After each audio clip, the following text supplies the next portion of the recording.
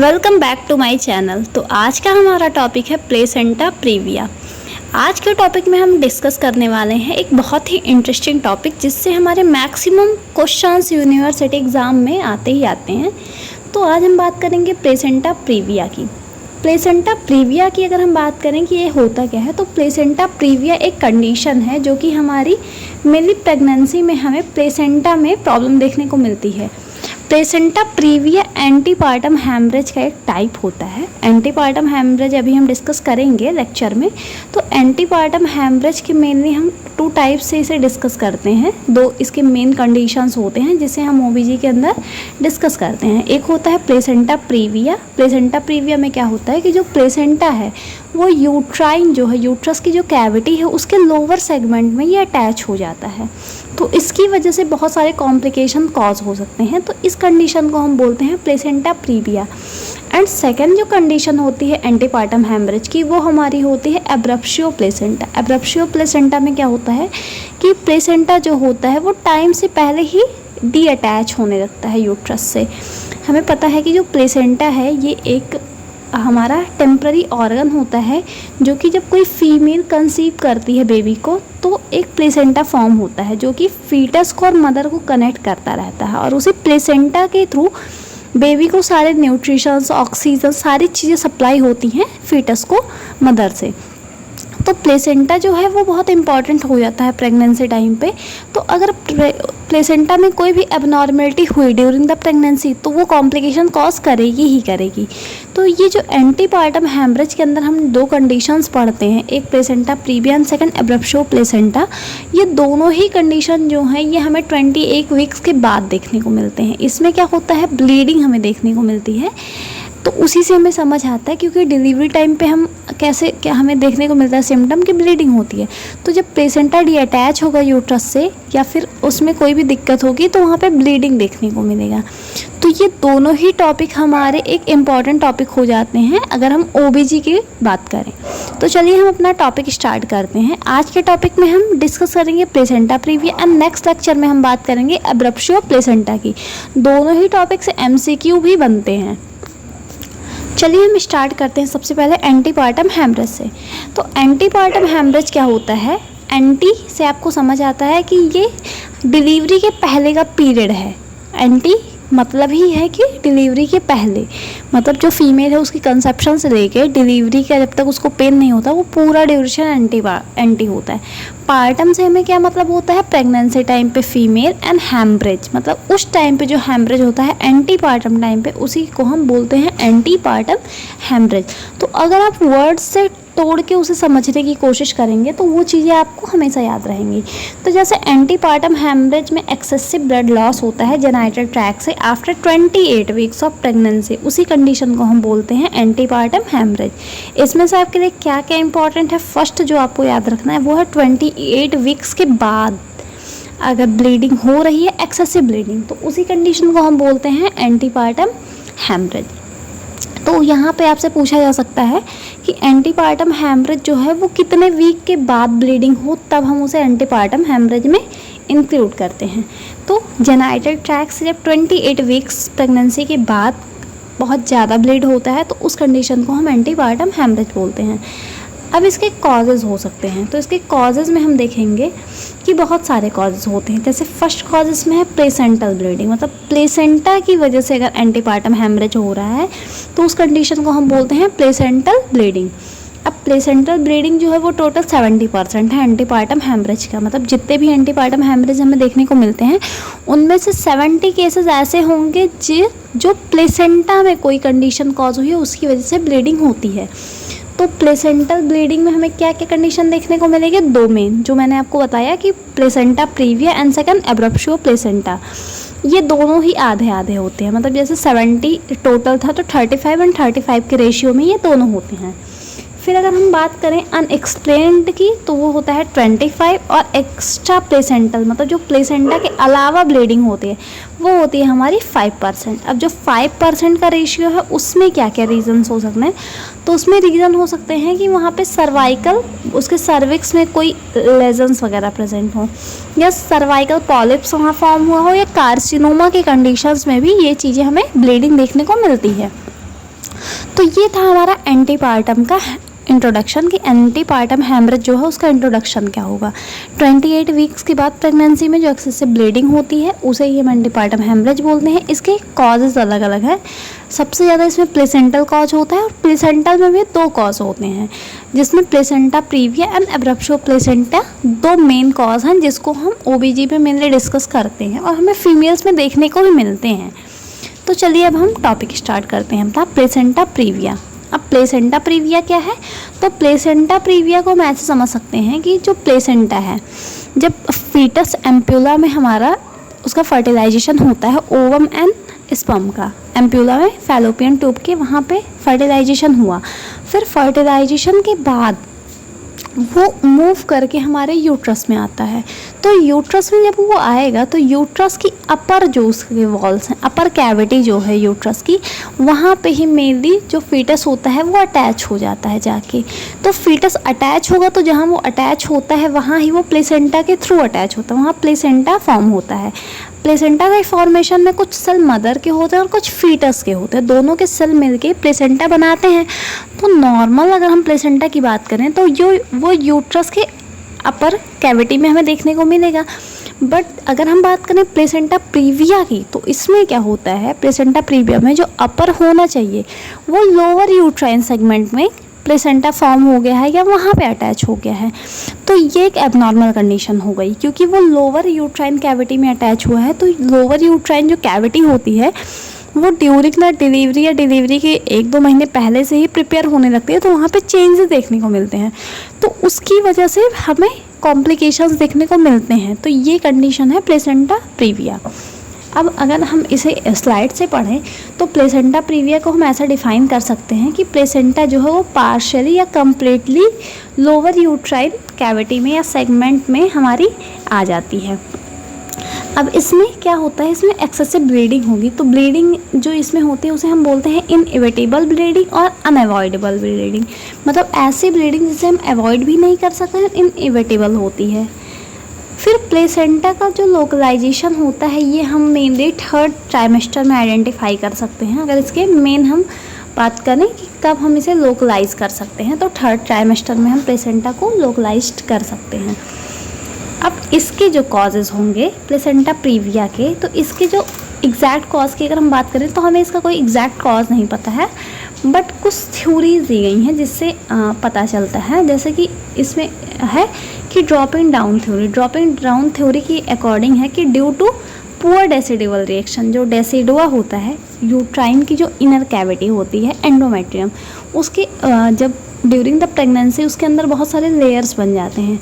तो डेसिडुआ जो होता है ये हम बात करें मायोमेट्रियम की, तो ये मायोमेट्रियम से डेसिडुआ बनता है जो कि मेनली फॉर्म करने में प्लेसेंटा को हेल्प करता है। तो अगर डेसिडुआ जो है वो पुअर है, उसका पुअर रिएक्शन था, तो जब फर्टिलाइज ओवम हुआ तो वो धीरे धीरे नीचे जाने लगा। उस टाइम तक प्लेसेंटा नहीं बना था, तो लोअर यूट्राइन कैविटी में वो जाके ओवम, वहाँ पे जो फर्टिलाइज ओवम था वो वहाँ प्लेस्ड हो जाता है, वहाँ पे अटैच हो जाता है। सेकेंड इसकी कॉज हो सकता है कि अगर मल्टीपल प्रेगनेंसी है, मतलब फीमेल जो है उसके 2 से ज़्यादा बार, जैसे big surface area of placenta as in twins में encroach on to lower segment, मतलब अगर जो एरिया है वो ज़्यादा चाहिए प्लेसेंटा को, तो अगर ट्विंस बेबी हैं तो वहाँ पे प्लेसेंटा भी हमें थोड़ा लार्ज चाहिए होता है। तो उस कंडीशन में मल्टीपल प्रेगनेंसीज में या ट्विंस प्रेगनेंसी में भी हमें लोअर सेगमेंट यहाँ पे देखने को मिलता है। फिर होता है डिफेक्टिव डेसिडुआ, मतलब अगर डेसिडुआ में कोई भी डिफेक्ट है उसकी वजह से भी, जैसे क्रॉनिक विलाई है या कोई भी ऐसी कंडीशन है जो डिफेक्ट है, तो उसकी वजह से भी हमें प्लेसेंटा प्रीविया देखने को मिल सकता है। अब रिस्क फैक्टर्स की बात करें तो रिस्क फैक्टर तो जो कॉमनली फैक्टर्स होते हैं एज लाइक स्मोकिंग, अल्कोहल, जो सारे ही प्रेगनेंसी की कॉम्प्लिकेशंस को कॉज करते हैं, वही रिस्क फैक्टर यहाँ भी होंगे कि अगर एडवांस मैटरनल एज है, मदर स्मोकिंग कर रही है या अल्कोहल यूज़ कर रही है, या उसकी हिस्ट्री थी प्लेसेंटा प्रीविया की, या सी सेक्शन है फीमेल का, या ट्विंस हैं, या मल्टीपैरिटी है, तो ये सारे कंडीशन जो हैं वो रिस्क फैक्टर की तरह काम करते हैं प्लेसेंटा प्रीविया को कॉज करवाने में। इसके टाइप्स की बात करें तो मेनली इसके 4 टाइप्स होते हैं। तो सबसे पहले इसे हम फिगर से समझते हैं, फिर हम इसे डिस्कस करेंगे। तो इसके जो 4 टाइप्स होते हैं वो हम डिवाइड करते हैं कि ये जो अटैच है वो कहाँ है। तो फर्स्ट इसका होता है low lying placenta previa. Low lying placenta previa का मतलब होता है कि यहाँ पे प्लेसेंटा जो है वो 2 to 3 सेंटीमीटर, जो वहाँ पे सर्विक्स की ओपनिंग होती है नीचे की, उसे 2 to 3 सेंटीमीटर अबव है, मतलब उससे अभी टच नहीं किया है उसको। यहाँ पे आपको देखने को मिलेगा कि 2 सेंटीमीटर इंटरनल ओसा से वो दूर होता है, जो हमारा होता है लो लाइन। यहाँ पे आपको एक सेकंड में इसे फिगर से आपको और अच्छे से समझाती हूँ। जैसे ये इंटरनल ओसा है, तो इंटरनल ओसा से 2 से 3 सेंटीमीटर आपको अबव ही देखने को मिलेगा, तो उस कंडीशन को हम बोलेंगे लो लाइन, मतलब वो नीचे तो है बट वो अभी वहाँ पे टच नहीं हुआ है। सेकंड की बात करें तो सेकंड में मार्जिनल देखने को मिलेगा, मतलब ये एकदम मार्जिन पे होगा, जहाँ पे इंटरनल ओसा है उसके एकदम मार्जिन पे, तो मार्जिन पे होगा तो इसका नाम हम रखेंगे मार्जिनल। पार्शियल प्लेसेंटा प्रीविया हम कब बोलेंगे, जब इंटरनल ओसा को वो आधा कवर किया हो, तो उसे हम बोलेंगे पार्शियल प्रीविया। और कंप्लीट का बोलेंगे, यहाँ पे आपको देखने को मिला कि इंटरनल ओसा जो हो वो कंप्लीटली उसी से वहाँ पे प्लेसेंटा ने उसे कवर कर रखा है। तो ये मेन 4 टाइप्स होते हैं प्लेसेंटा प्रीविया के। लो लाइंग मतलब 2 सेंटीमीटर वो अबव है इंटरनल ओसा से। सेकेंड मार्जिनल मतलब वो मार्जिन तक टच हो रहा है, जहाँ से इंटरनल ओसा शुरू है उसके मार्जिन तक वो है पार्शियली, मतलब आधे इंटरनल ओसा को उसने कवर कर रखा है। एंड लास्ट होता है कंप्लीट, जिसमें पूरे ही इंटरनल ओसा को प्लेसेंटा प्रीविया मतलब प्लेसेंटा जो है उसने कवर किया होता है, तो उस कंडीशन को हम कंप्लीट प्लेसेंटा प्रीविया बोलते हैं। अब इसे हम थ्योरी से पढ़ लेते हैं, क्योंकि एग्ज़ाम में आपको थ्योरी लिखनी पड़ेगी। तो यहाँ पे जो फर्स्ट टाइप है लो लाइंग इम्प्लांटेशन, तो यहाँ with in 2 centimetre from internal ओसा वजाइनल बर्थ पॉसिबल होगा यहाँ, क्योंकि वो एबव है 2 सेंटीमीटर, तो वहाँ पे मे भी हमें प्रीटर्म लेबर कंडक्ट करवाना पड़े, but vaginal delivery normal delivery हम कंडक्टेड करवा सकते हैं। सेकंड होता है मार्जिनल। मार्जिनल मतलब जो एकदम बॉर्डर पे हो, इसे आप ऐसे भी याद रख सकते हैं, उसकी मार्जिन पे होना। तो मार्जिनल में हमें 2 टाइप्स के देखने को मिलते हैं, एक होता है anterior located front wall and second होता है पोस्टीरियर लोकेटेड वॉल। तो एंटीरियर में हमें देखने को मिलेगा कि क्लोजेस्ट टू मदर एब्डोमेन यहाँ पे होगा, मतलब उसके फ्रंट में होगा यूट्रस के, मदर के एब्डोमेन के क्लोज होगा, और यहाँ पे हम फीटल का ऑक्सीजनेशन जो है उस पर कोई भी इफ़ेक्ट नहीं होता है। बट टाइप बी में जो पोस्टीरियर है वहाँ पे उसके ऑक्सीजन जो एक्सचेंज था उसमें अफेक्ट होता है। टाइप बी क्या है, पोस्टीरियर लोकेटेड है, मतलब यहाँ यूट्रस जो है क्लोज़र होगा मदर के शाइन से, तो ये सबसे डेंजरस प्लेसेंटा प्रीविया होता है, इसको हम डेंजरस के नाम से भी जानते हैं। ये मार्जिनल का टाइप है, एंटीरियर और पोस्टीरियर। थर्ड की बात करें जो पार्शियल है, तो ये हमने जैसे आपको बताया कि आधे को कवर करेगा, तो ये ऑब्स्ट्रक्ट कर देता है सर्वाइकल ओसा को, जो इंटरनल सर्वाइकल ओसा था उसे आधा पार्शियली वो ऑब्स्ट्रक्ट करेगा। यहाँ पे वजाइनल डिलीवरी अभी भी पॉसिबल है। देन फोर्थ होता है कंप्लीट। तो कंप्लीट में हमें टोटली जो इंटरनल ओसा है वो कवर देखने को मिलेगा। यहाँ पे हमें सी सेक्शन के लिए ही रिकमेंडेड किया जाता है। तो ये थे इसके टाइप्स, आप फिगर से भी इसे रिमेंबर कर सकते हैं। अब बात करें इसके सिम्टम्स की, तो यहाँ पे जो ब्लीडिंग होगी, पेन सिम्टम तो इसका ब्लीडिंग ही होगा, क्योंकि इसके इंट्रोडक्शन में ही हमने पढ़ा है कि यहाँ पे एक्सेसिव ब्लीडिंग होगी। तो यहाँ पे पेनलेस ब्लीडिंग होती है, मतलब कोई भी पेन नहीं होता। कॉजलेस ब्लीडिंग होती है, मतलब उसके कोई कॉज भी नहीं होते हमारे पास। ब्राइट रेड कलर की ब्लीडिंग होती है, और डार्क रेड कलर की हमें एब्रप्शो प्लेसेंटा में देखने को मिलेगी। दोनों में आपको डिफरेंस याद रखना कि ब्राइट रेड किस में मिलेगी एंड डार्क रेड किस में मिलेगा, या पिंकिश कलर का इसमें। There is no way to stop bleeding other than delivery of foetus और कम्प्लीटली रिमूवल ऑफ प्लेसेंटा। यहाँ पे हम कुछ भी नहीं कर सकते हैं ब्लीडिंग को स्टॉप करने के लिए, या तो हम डिलीवरी को कंडक्ट करवाएं या तो प्लेसेंटा को रिमूव करें। तो प्लेसेंटा को हम तभी रिमूव कर पाएंगे जब हम डिलीवरी को कंडक्ट करेंगे। तो ये सिम्टम्स इसके होते हैं। बात करें कि क्या पॉइंट्स हम इसमें रिमेंबर रख सकते हैं, तो इसमें एक बहुत ज़्यादा जो वांटेड क्वेश्चन से बनता है।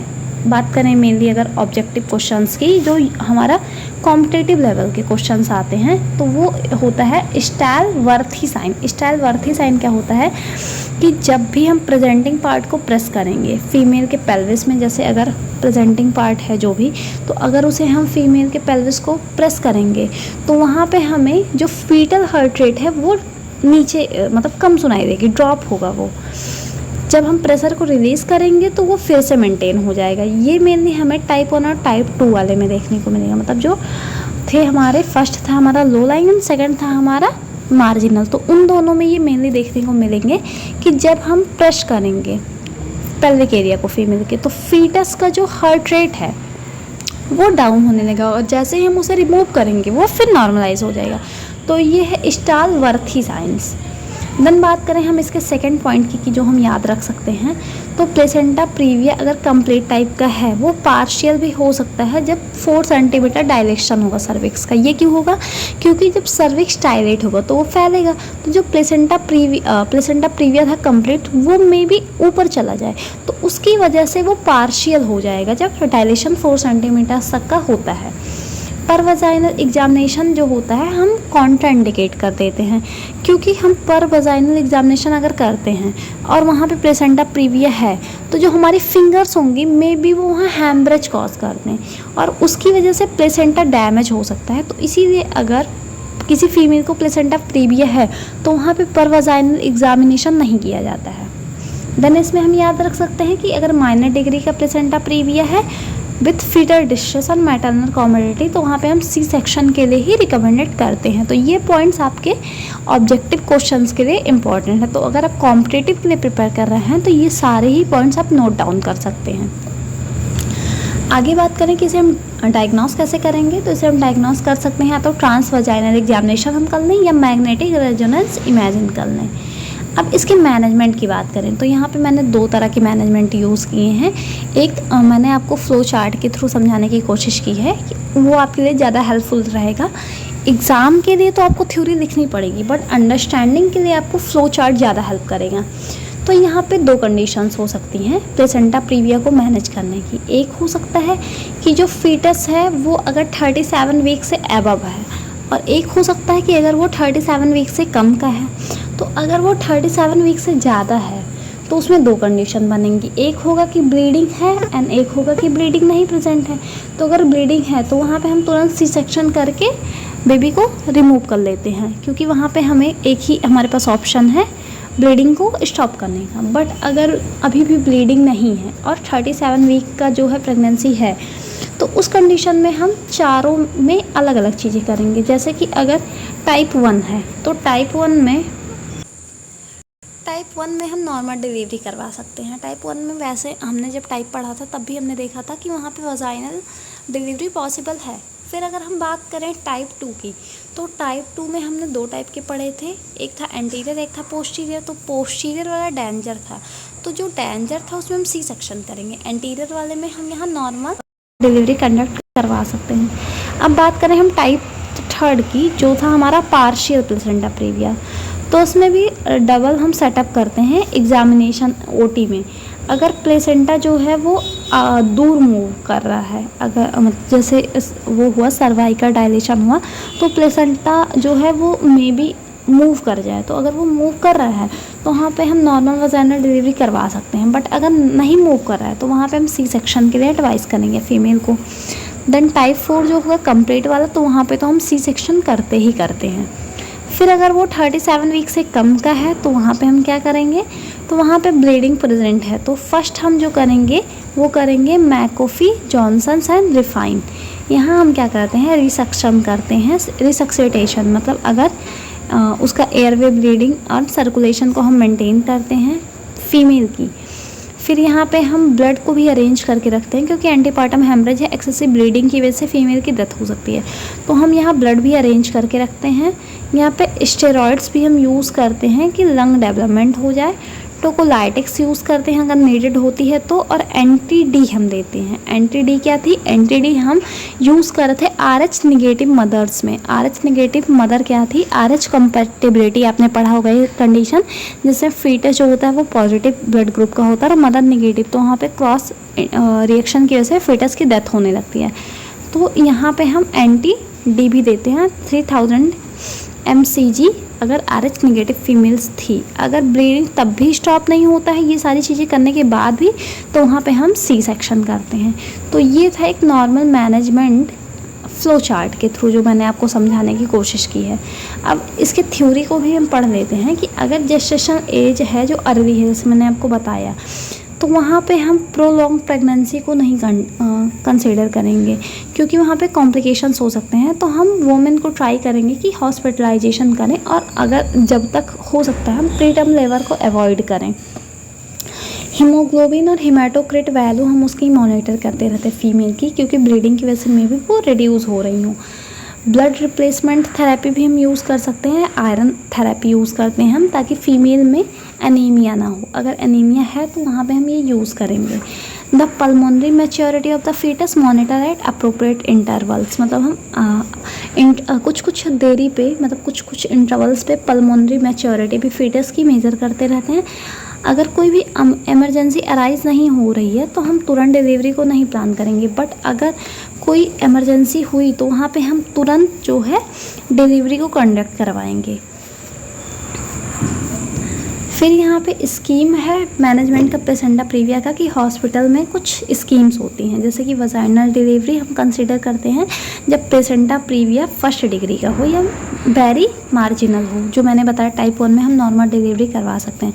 फीडर हेड जो है वो डिसेंट हो चुका हो, low enough as act to tampon placing pressure against the placenta, active labour has begun and no other complication are evident. मतलब नॉर्मल डिलीवरी हम तभी सजेस्ट करेंगे फीमेल को जब कोई भी अदर कॉम्प्लिकेशंस ना हमें देखने को मिल रहे हों, और जो बेबी हो वो डिसेंट कर रहा हो। वजाइनल डिलीवरी हम तभी कंसिडर करते हैं अगर फीटस जो है उसकी डेथ हो गई है, तो उस कंडीशन में भी हम वजाइनल डिलीवरी को सजेस्ट कर सकते हैं। If majority of situations however surgical intervention, C section and delivery method of choice.